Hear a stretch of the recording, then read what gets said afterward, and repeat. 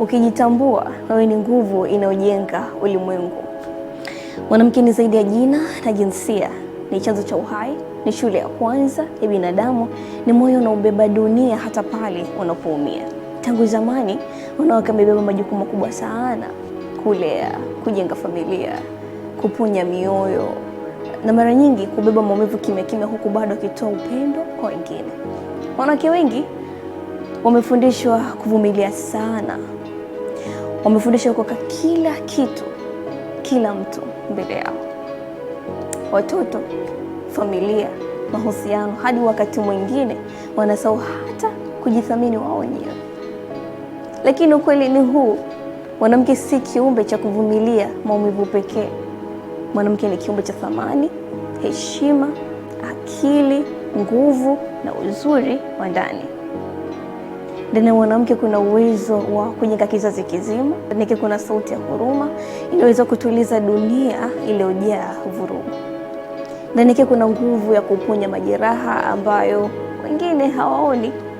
Lakini pia ni muhimu kukumbuka hili: mwanamke anastahili kupendwa, mwanamke anastahili kusikilizwa, mwanamke anastahili kuthaminiwa, mwanamke anastahili kuheshimiwa, si kwa sababu ya kile anachokifanya, bali tu kwa sababu yeye ni nani. Kwa wanawake wote wanaopambana kimya kimya, wanajenga familia, wanaopitia maumivu lakini bado wanatabasamu, wanajaribu kila siku kwa bora zaidi, ujumbe wa leo ni huu: wewe si mzigo, wewe si chaguo la mwisho, wewe si mtu wa kuvumilia kila kitu, bali wewe ni uhai, wewe ni nuru, wewe ni nguvu ambayo dunia haiwezi kusonga bila wewe. Kama kuna mabadiliko ya malezi, familia na jamii, basi inamhitaji kwanza mwanamke mwenye kujitambua.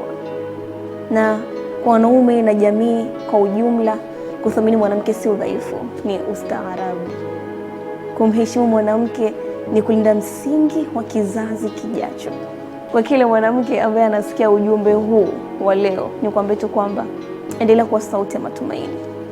Endelea kujithamini hata pale dunia inapokusahau, kwa sababu mwanamke anayejitambua thamani yake hubadilisha familia, hubadilisha jamii na hubadilisha historia. Happy International Women's Days. Ulimwengu ni mzuri zaidi kwa sababu ya wewe mwanamke unayejitambua.